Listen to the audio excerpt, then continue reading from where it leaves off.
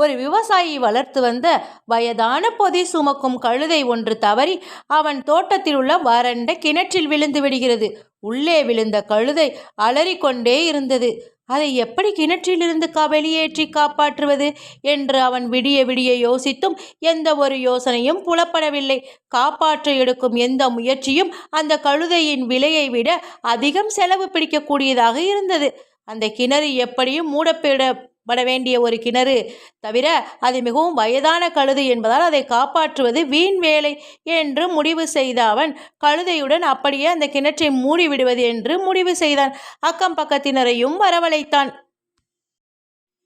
உதவிக்கு கூப்பிட அனைவரும் திரண்டனர். சற்று அருகில் இருந்த ஒரு மண் திட்டிலிருந்து மண்ணை மண்வெட்டியில் அள்ளி கொண்டு வந்து அந்த கிணற்றில் அனைவரும் போட ஆரம்பித்தனர்.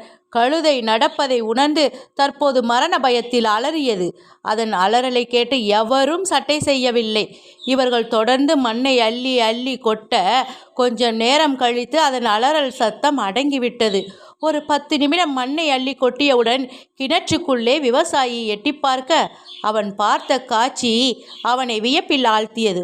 ஒவ்வொரு முறையும் மண்ணை கொட்டும் பொழுது கழுதை தனது உடலை ஒரு முறை உதறிவிட்டு மண்ணை கீழே தள்ளி அந்த மண்ணின் மீதே நின்று வந்தது.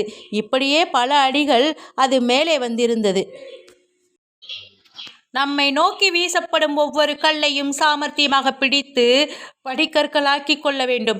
எத்தனை பெரிய குழியில் நீங்கள் விழுந்தாலும் நன்றி இல்லாத நண்பர்கள், குடும்பத்தார்கள், பணியிடத்தின் முதலாளி இப்படியாக எல்லாராலும் ஒதுக்கப்பட்டு உங்களை அழிக்க நினைத்தாலும் இத்தோடு நம் கதை முடிந்தது என்று கருதாமல் விடாமுயற்சி ஒன்றே கரத்தை பற்றி கொண்டு நீங்கள் நிச்சயம் மேலே வரலாம்.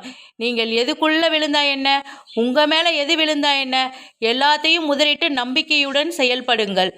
இந்த கதை உங்களுக்கு பிடிச்சிருந்தா நம்ம சேனலை சப்ஸ்கிரைப் பண்ணிடுங்க.